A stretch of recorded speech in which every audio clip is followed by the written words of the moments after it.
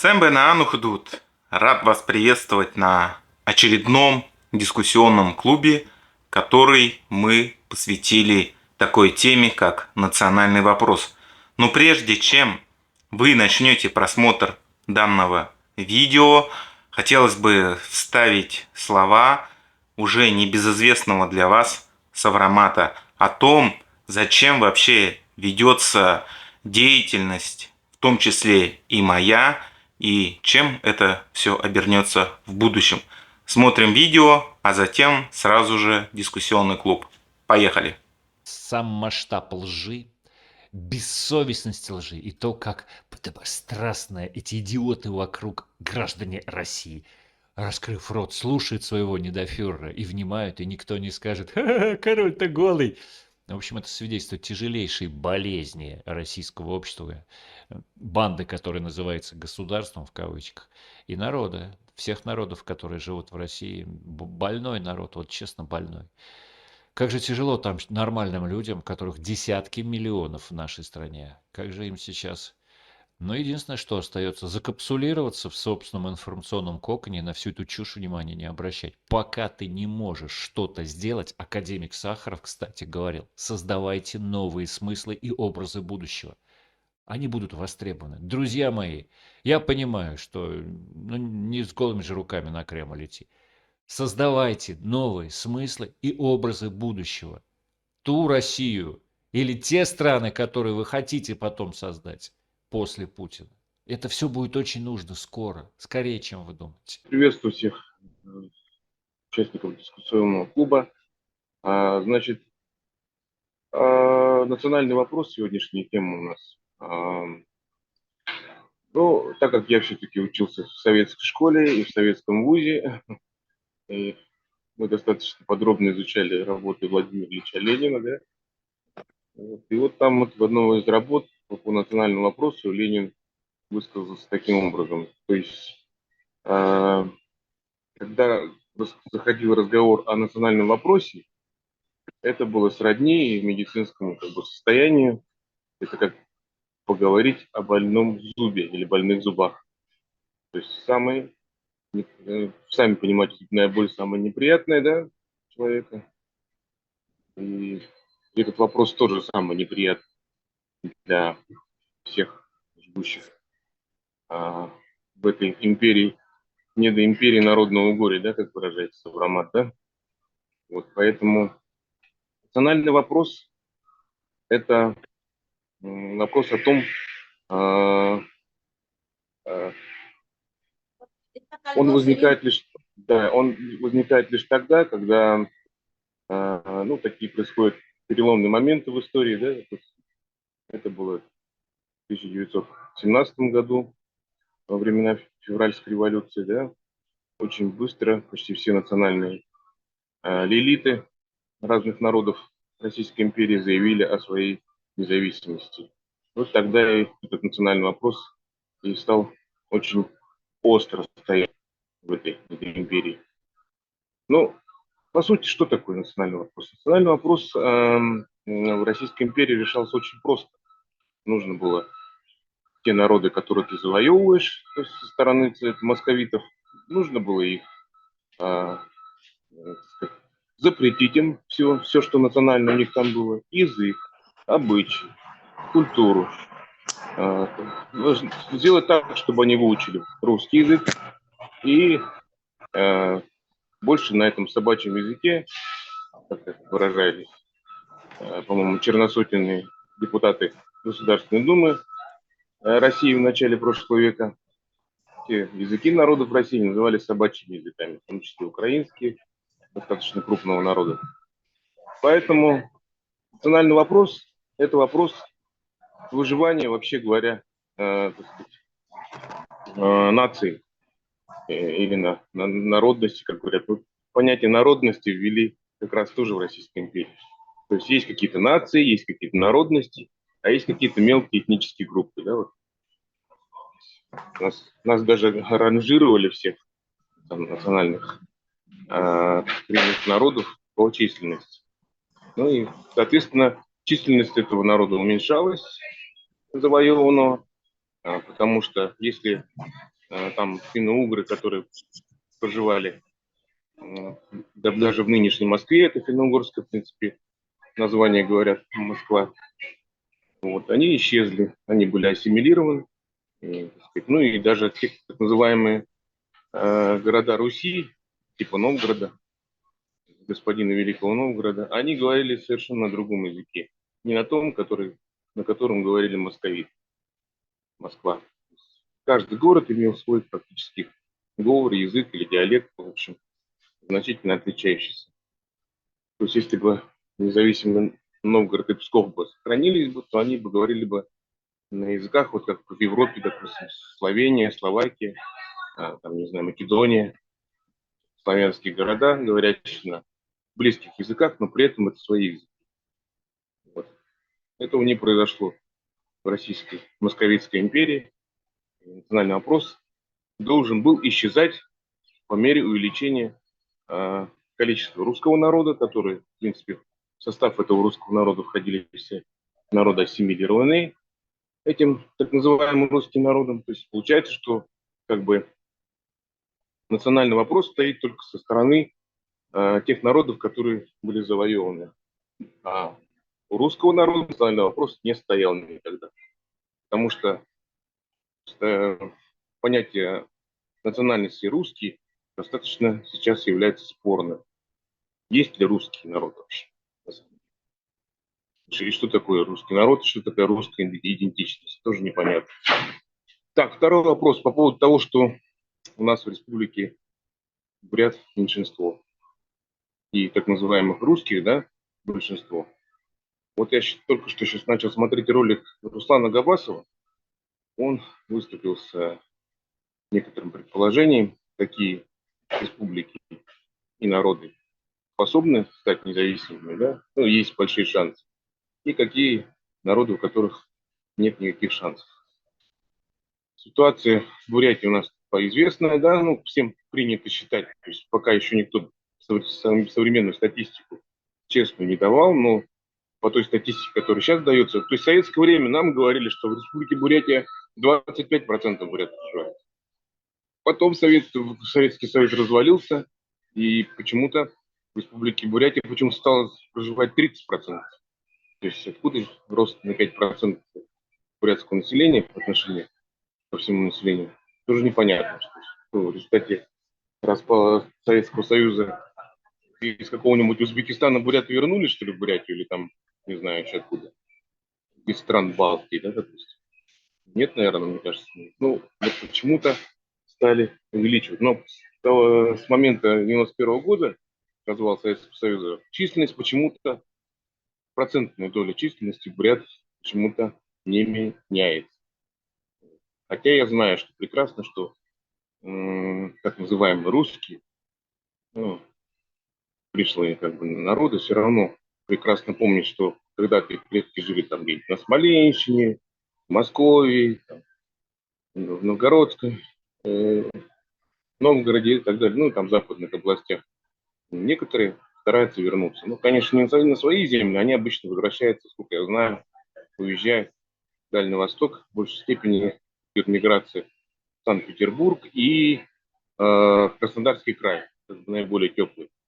Ну, в Москву, само собой, разумеется. Ну, есть некоторые русские, которые хотя бы в Иркутск переезжают, потому что он более русский город, чем с этими ненавистными бурятами не хотят жить больше. Потому что у нас депрессивная республика, а Иркутская область в целом живет получше гораздо, поэтому там электроэнергия дешевле. Видите, как все красиво сделано. Такие буряты недотепы, что у них электроэнергия дороже. А вот видите ли, в русской Иркутской области там электроэнергия дешевле. Видите, какие молодцы русские, какие дураки буряты. Примерно так это выглядит. Так что вот такой момент. По поводу как раз э, видео с расстрелом финских бурят, нефритодобытчиков. Ну, там неизвестно, какой национальности был полицейский, так называемый. Ну, я что хочу вам сказать. Совершенно не важно, к какой он этнической группе относится, полицейский. бурят ли он был, русский он был. Он по своей сути служит в этих структурах, так сказать, имперского государства. Соответственно, он имперский русский. Ну, имеется в виду не в смысле нации, а в смысле, так сказать, его мировоззрения. Он служит этой громадной империи. И, соответственно, вы сами знаете, что завоевание земель происходило именно как раз этнически обрусевшим населением. Те же татары после взятия Казани пошли на службу некоторые татарские рода к Ивану Грозному. Они поселились в Москве, там такие появились, как Присуповы, фамилии знаменитые. Вот это все после взятия Казани происходило. Так что не в крови дело, а в его самосознании человека. Понимаете, в чем дело? Поэтому даже вот, если есть так называемый, как раз я вижу, вы в прошлый раз выступали, по-моему, да? На видео сейчас вижу. Сейчас парень у нас был. Метис, по-моему, да, он себя называл. Наполовину бурят, наполовину русский. Ведь это зависит не от того, как в семье идет воспитание. Где больше, так сказать, национального духа, да, то, конечно, большая редкость для смешанных семей, допустим, русско-бурятских. Больше всего все-таки, создавая брак с русскими, как бы, эти нацмены пытаются как бы приобщиться к большому русскому миру таким вот образом. Как бы нивелировать свою национальность. Так что вот в этом видео это, в принципе, показатель того, что мы вас всех не русских загасим, вы тут не рыпаетесь, потому что это видео было не сделано, а размещено как раз после обращения Владимира Хомутаева к бурятским солдатам, воюющим в Украине, о том, что они должны сохранить свою жизнь и перестать воевать за эту империю. И сразу же это видео было выложено. Именно в назидание этим нерусям.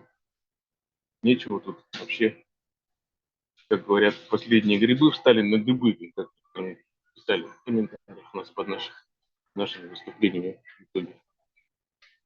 Вот что я хотел сказать. Поэтому способен ли бурятский народ, находясь в численном меньшинстве, создать свое бурятское государство? В этом стоит вопрос большой. По мнению Руслана Габасова, это будет трудно. По моему мнению, да, конечно, ничего легкого не бывает, но я думаю, здесь как раз наша задача, мы же все не совсем уж такие убогие националы, которые вообще плохо говорят на русском языке. Мы же можем свою мысль, свое видение современной независимой Бурятии рассказать всему другому некоренному населению, да, что это как раз выгоднее для тех некоренных пришлых людей, которые здесь уже в четвертом-пятом поколении родились, в том, что Бурятия для них будет это какой-то некоторый выход, некоторый шанс, вообще говоря, вообще как-то наладить жизнь свою и избавиться от этого влияния московитов, Москвы. Ведь она же действительно угнетает. Вот Фосфоромат, он же русский человек, он почему так говорит? Он понимает, что так называемый большой русский народ, который когда-то был составлен из всех народов, да, России, которую он оккупировал и завоевывал, фактически, это же такая вот, если любой из вас может пойти, сдать на генетику свою кровь, и там вам покажут, насколько вы там финно-угор, насколько вы там татарин, насколько вы там процентов каких национальностей. Это же понятно, что в этом имперском котле все народы, ну, многие народы, конечно, происходило смешивание. Это нормально, что такое бывает. Поэтому в данном случае именно сама идея вот этой имперскости, она должна быть, вообще говоря, полностью, как сказать, исчезнуть из самосознания любого человека. Русского, не русского, неважно. Поэтому, Спасибо большое, замечание. Да. Все, спасибо. Всех приветствую. Я хочу напомнить вам о двух малоизвестных относительно датах. Первая дата – это, как ни странно, окончание Второй мировой войны, которую мы отмечаем сегодня, 3 сентября. И вторая дата – это окончание событий в Беслане в 2004 году. Хотя и не давнее наше прошлое, но тем не менее дата какая-то такая противоречивая. С одной стороны, они любят каждый год вспоминать, а с другой стороны, не делать из нее никаких выводов. А по поводу окончания Второй мировой войны, я считаю, что было допущено очень много исторических ошибок, связанных с тем, что эту дату, в принципе, никто не отмечал, никто не сделал из нее какой-то крупный праздник международного характера ни в советское время, ни в постсоветское.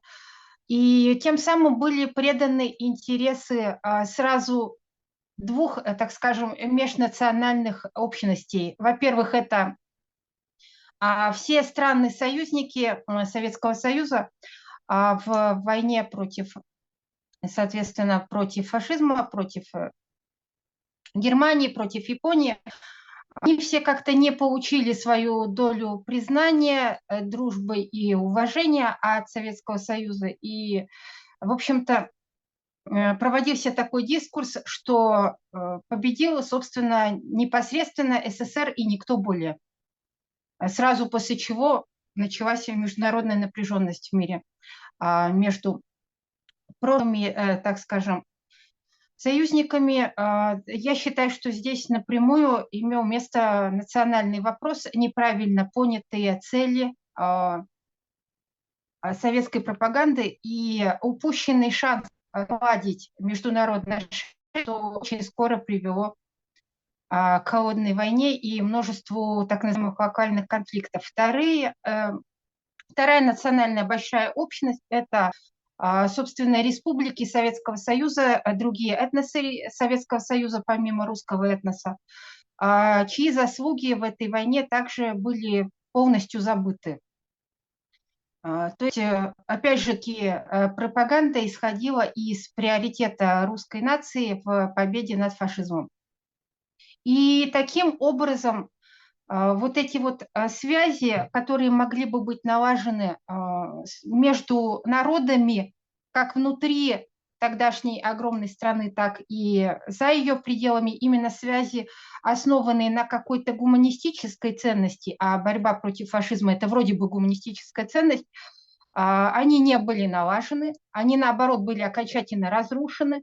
После этого, учитывая в особенности такие события, как депортация целых народов, в период войны оставшейся, опять же таки, незамеченной и неосвещенной, вот эти вот связи окончательно утратили шанс на налаживание и на существование. В принципе, был утрачен шанс на межнациональное примирение и межгосударственное, международное примирение.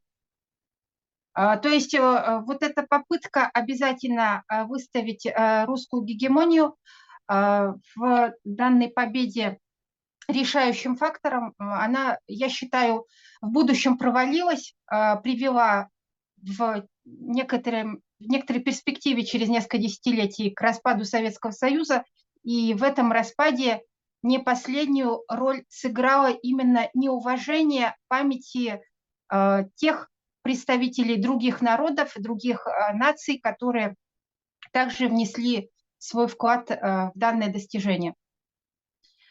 И что следствием этого стало? Следствием этого в отложенной перспективе, опять же таки, в том числе и стали события в Беслане, поскольку следствием чего они стали? Они стали следствием неудовлетворения притязаний республик на собственную независимость. Мы знаем, что независимость получили союзные республики Советского Союза и не получили независимость автономные республики РСФСР. И одной из таких автономных республик стала Чеченская республика, но она, в отличие от других республик, так скажем, пошла дальше в борьбе за свою независимость, понесла более тяжкие жертвы, решилась на более радикальные меры, и поэтому, чуть было, так скажем, не добилась своего, и если бы не предательство семьи Кадырова, как я считаю, то она бы своего бы и добилась. Но Данный клан просто вступил в соглашательство, не иначе как это не назовешь, с руководителем империи, с президентом Путиным. И, конечно же, после этого можно было только забыть об этом прецеденте, об этой беспримерной, мужественной, хотя и не без ошибок, и не без перегибов борьбе за собственный суверенитет. Конечно же, такие меры, как именно меры насильственного сопротивления, не всегда были справедливыми, не всегда были приемлемыми, но не надо забывать, что многие теракты на самом деле просто были созданы представителями московских спецслужб и ими же инициированы, инспирированы. И таким образом, собственно говоря, чеченское национальное сопротивление здесь было и не виновато. Вот буквально сегодня бурятский гамбит напомнил о моих грехах, сообщив о том, что я же когда-то же выступала за таких упырей, как чеченские террористы и Борис Тамахин и ему подобные, разместив ссылку на мое интервью 2008 года и задаваясь пафосным вопросом. И это такие люди теперь внезапно заговорили о национальных правах и свободах. Но я здесь вообще не вижу никаких противоречий. Я не восхищалась никакими упырями. Я говорила о причинах конфликта между федеральным центром и Чечней. К чему этот конфликт привел?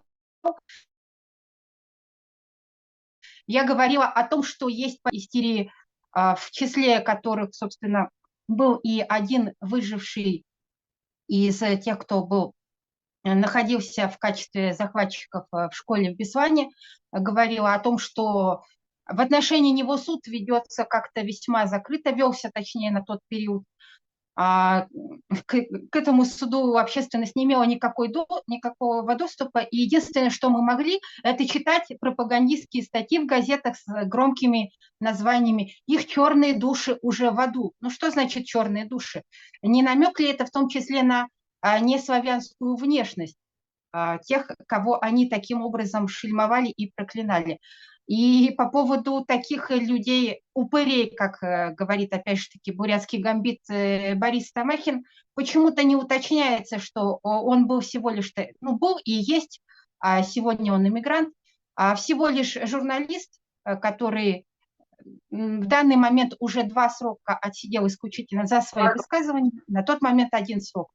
И, конечно же, корректно обходится вопрос, что я тогдашними своими выступлениями выступала, то есть отстаивала права бурят, в том числе проводя исторические аналогии, проводя современные аналогии и говоря о том, что Бурятия может также решительно бороться за свою независимость, конечно же, стараясь избегать кровопролития, конечно же, не прибегая к таким методам, как захваты заложников, допустим, но, тем не менее, бороться все-таки более решительно, нежели на тот момент. Не слишком решительная борьба привела к укрупнению округов. И поэтому сейчас хочу сказать, вот эти вот даты, такие вот забытые даты, о которых мы вроде бы вспоминаем, но как-то стыдливо вспоминаем, как-то только упоминая их, но не вдаваясь в детали, не вдаваясь в причины, в предпосылки.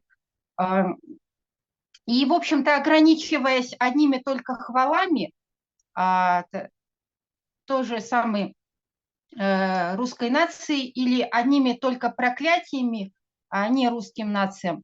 Я считаю, что вот это вот один из провальных методов российской пропаганды, который, в общем-то, был апробирован значительно раньше, чем нынешние разговоры о важном.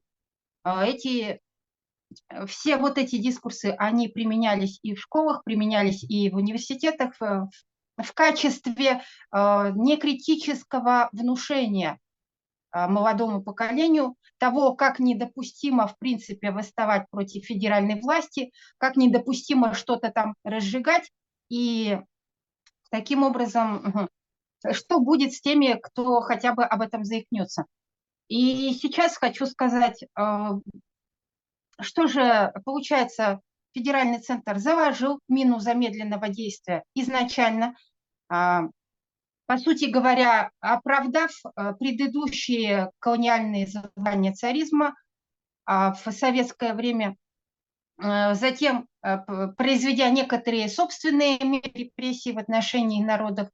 Допустим, если говорить о бурятском этносе, то это, во-первых, конечно, расстрел и в целом репрессии в отношении многих национальных даже не лидеров, а просто деятелей религиозного движения, допустим, которые даже не были опасны власти, а потом, несколько раз поменяв письменность бурятскую и так далее, потом, значит, в период Великой Отечественной войны, перейдя к депортации целых народов, потом, по сути говоря, проигнорировав достижения так называемых братских народов и показав, что здесь, собственно говоря, их заслуга, если и была, то только в том, что они патроны подносили, опять же таки, нации-гегемону, то есть так только сбоку помогали, никак их не прославив, никак их не поблагодарив, точно так же, как и не поблагодарив другие страны, которые были в содружестве в тот момент, в борьбе, опять же таки, за общие гуманистические ценности, как они тогда пропагандировались. И что на самом деле действительно имело место быть. Тогда был исторический шанс сказать, вот у нас была одна большая проблема, одно мировое зло в виде фашизма, и мы показали, как могут нации сплотиться в борьбе против этого. Но вместо того, чтобы именно так повести национальную политику, были предприняты совершенно обратные, недальновидные меры по замалчиванию жертв, понесенных другими нациями. Это очень похоже на войну 1812 года между Россией и Францией, когда также были очень большие надежды на освобождение на тот момент от крепостного права, на то, что, опять же таки, порабощенные, непривилегированные слои Российской империи получат свободу в благодарность за то, как они боролись за победу, за то, как они вместе с привилегированными слоями, со своими же угнетателями, с дворянами воевали, сражались, эту победу отвоевывали. Но данные чаяния также тогда не были услышаны, исторический шанс был потерян, следствием чего было и восстание декабристов, и все остальные последующие после этого революционные движения. Это было следствием того, что не отблагодарили угнетенные слои населения за их вклад в победу и не дали им свободу от крепостного права. То же самое, я считаю, произошло и после Второй мировой войны, когда угнетенные нации Советского Союза в благодарность не получили свободу или хотя бы каких-то послаблений, хотя бы расширения прав автономии. И много десятилетий тому спустя это аукнулось, и когда внезапно захватываются школы или театры, или взрываются станции метро, или как сейчас, когда внезапно загорается какой-нибудь военкомат, все начинают, ну не все, конечно же, а пропагандисты начинают не критически возмущаться, проклинать, негодовать, не вдаваясь в детали, а что послужило к этому предпосылкой. И поэтому я не понимаю, в чем здесь противоречие. Бороться за права других этносов и политзаключенных из числа этих этносов я начала как раз именно тогда.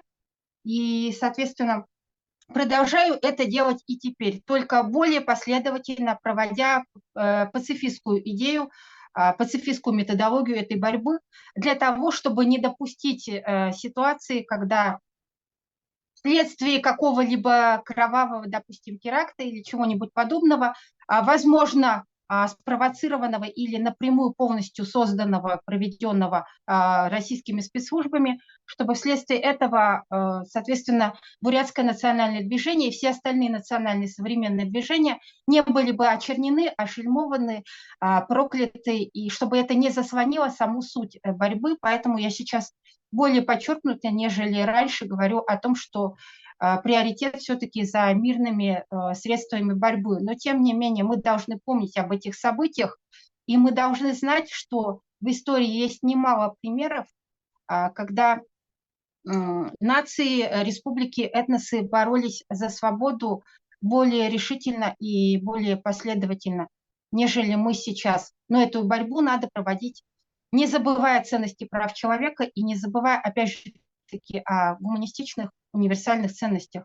Ну, пожалуй, на сегодня все. Зану Худут, спасибо большое за просмотр. Ставьте лайки, пишите комментарии и, конечно же, подписывайтесь. До встречи. Байыртен Худут.